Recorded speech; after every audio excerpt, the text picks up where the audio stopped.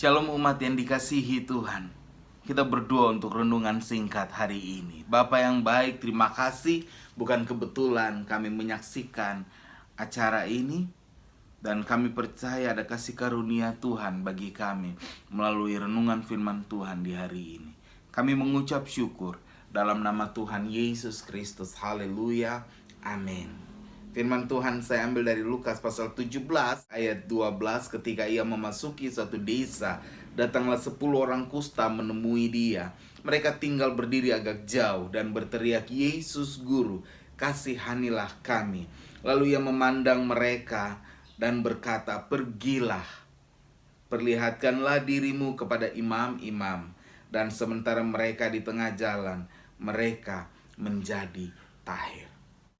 Penyakit kusta pada masa Yesus adalah penyakit yang mematikan. Belum ada obat. Di sisi lain, orang-orang yang menderita kusta adalah orang-orang yang mengalami atau berhadapan dengan stigma negatif masyarakat karena mereka harus dikucilkan. Orang-orang kusta dalam Alkitab adalah orang-orang yang mengalami tekanan hidup. Tetapi apa yang terjadi ketika mereka melihat Yesus? Alkitab mencatat mereka mulai berseru. Mereka berdiri agak jauh dan mulai berseru, "Yesus, kasihanilah kami." Ketika Bapak Ibu Saudara mulai berseru kepada Tuhan di hari ini, ketika engkau mulai berteriak kepada Tuhan dalam doa-doamu, sesuatu pasti terjadi. Dengar baik, ketika engkau berdoa, mungkin tidak langsung ada perubahan yang dapat engkau lihat. Ketika engkau mulai berseru kepada Tuhan, mungkin mujizat tidak langsung terjadi pada saat itu. Benar. Tetapi yang pasti perhatikan, ketika engkau mulai berdoa, ketika engkau mulai berseru kepada Tuhan, engkau memiliki kekuatan untuk percaya. Ketika engkau mulai memanggil nama Yesus, di situ ada secerca pengharapan yang Tuhan berikan dalam hidupmu. 10 orang kusta, mereka berseru kepada Tuhan dan mereka mulai mendapatkan iman. Sehingga ketika Yesus berkata, "Pergilah, perlihatkan dirimu kepada imam," yang artinya bahwa engkau sudah tahir. Dan ketika mereka melakukan hal tersebut di tengah jalan, mereka mendapati diri mereka sudah sembuh. Para kekasih Kristus, ke-10 orang kusta ini ketika mereka berjalan, awalnya saya yakin ada di antara mereka yang ragu.